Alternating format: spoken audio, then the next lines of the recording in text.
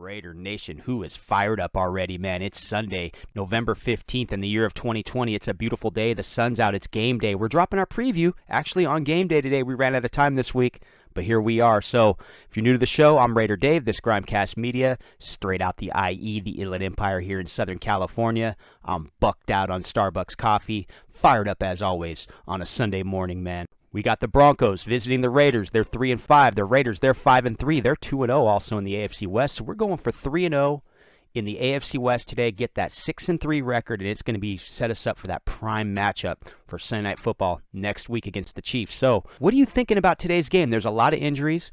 We're going to get into all that stuff. What's going to, maybe who might play, who's probably not going to play today. We'll get into all that stuff. I will catch you guys right after the break. And if you haven't yet, feel free, hit that subscribe button, smash that like button, man. Show some love. I'll be right back after the break.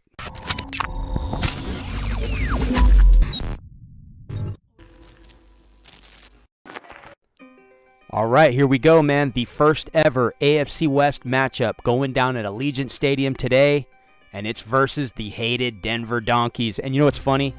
I go back. I'm an LA Raider fan from back in the day in the 80s and the 90s. And I will never forget, that was the first time I heard that term, man, back in the 80s, the Denver Donkeys. It just made me laugh because their helmets were different back then, all that. Elway had a bucked out face.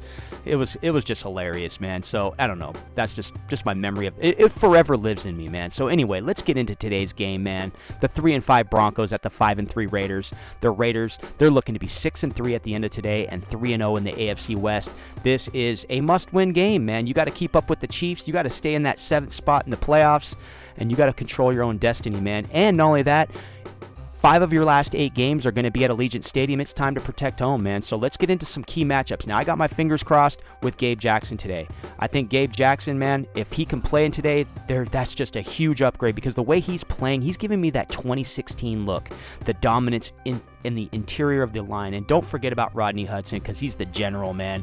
He's handling business, man. He's been leading this makeshift offensive line that they've had to put together, man. You got guys like Sam Young playing right tackle. Trent Brown's been non-existent all year. You have Brandon Parker, who's going to play left tackle again for Colton Miller because he's obviously doubtful and not going to play today. So Richie Incognito's been out most of the year. You just look down the list and it's like, man, so Gabe Jackson's a key player if he can play today. I got my fingers crossed. Once again, knock on wood if you're with me. Gabe Jackson, I hope you're out there. I hope you make the game today, man, because the way he played last week, he really looked like one of the better pulling guards in the league when opening up those lanes for Devontae Booker and Josh Jacobs. So that's just the players to watch for me today, man. Like guys like Devontae Booker, Josh Jacobs. Ground attack, man. Denver's beat us over the years. Denver and Kenzie over the years have beat us with their ground game. It's time we step up with our dual backs and a little bit of Jalen Richard. Show what we have to offer, man, in change of pace, you name it, to dictate tempo in these games, ball control, you name it.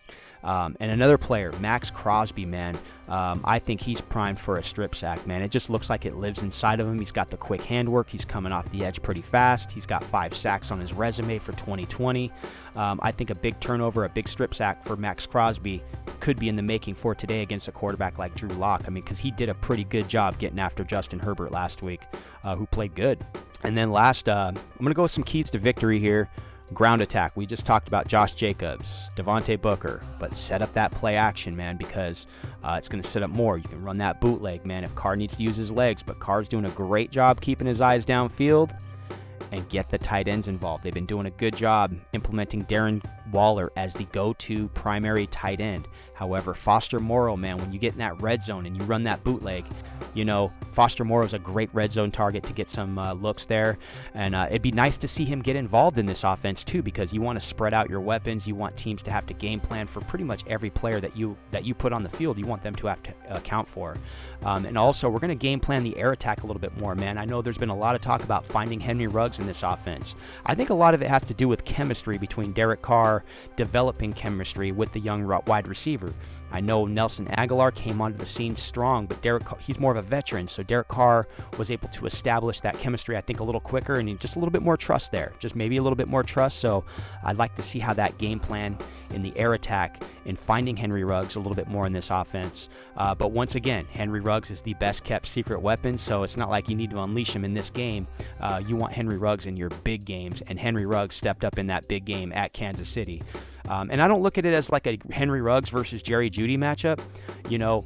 I just don't look at it that way. I mean, because I don't look at that's how you grade a rookie. Like, oh, if Jerry Jeudy has a better game, then maybe we should have took Jerry Jeudy in the draft. I don't look at things that way because these guys have a whole career ahead of them. But once again, I think Henry Ruggs, I know we want to see him in this offense. We'll see how it translates today. We'll see if they get him involved. I'll just leave it at that. So, great takeaways, man.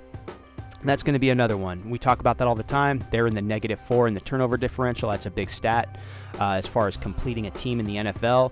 A lot of teams play with bad defenses. However, getting turnovers is a huge shift when it comes to winning games. So, and the Raiders offense is doing a great job putting up 30 points a game here and there. We're seeing them putting up points, basically. I think they're at like 29 points a game or something like that. So, great takeaways, man. Play the ball. Jump some routes. You can have Trayvon Mullen out there. Damon Arnett's expected to play. We saw a lot of great stuff from Isaiah Johnson last week. He showed up as well. You got 3 Mike Mayock cornerbacks selected in the last 2 drafts. I'd like to see these guys start to jump the route, play the ball, and to create those takeaways, play the ball, you name it, dial up the blitz, man. Let's get some strip sacks. Mentioned it earlier. I think Max Crosby's primed for a strip sack in this game. You never know. Maybe Cleve Farrell steps up and gets that strip sack. Arden Key, I don't know what to say, buddy. You're so close at times, man, but we don't see any more out there. So, but I'd like to see somebody get a strip sack on this defense, man. It'd be nice. Catch the quarterback, hit him on the blind side, knock the ball free, man. Let's get a big turnover. Last, play with awareness, man. Just play with awareness. Protect home turf. Know where you're at. Know where you're going. They had the big win at home against the Saints on Monday night, but after that, an ugly loss to the Buffalo Bills. And yes, they're a good team. Josh Allen's a good quarterback. And an ugly loss to Tampa Bay. We don't know who they are yet. They got slaughtered last week, but, they got torched by those 2 teams. Let's start to protect home turf, man. This is a winnable game.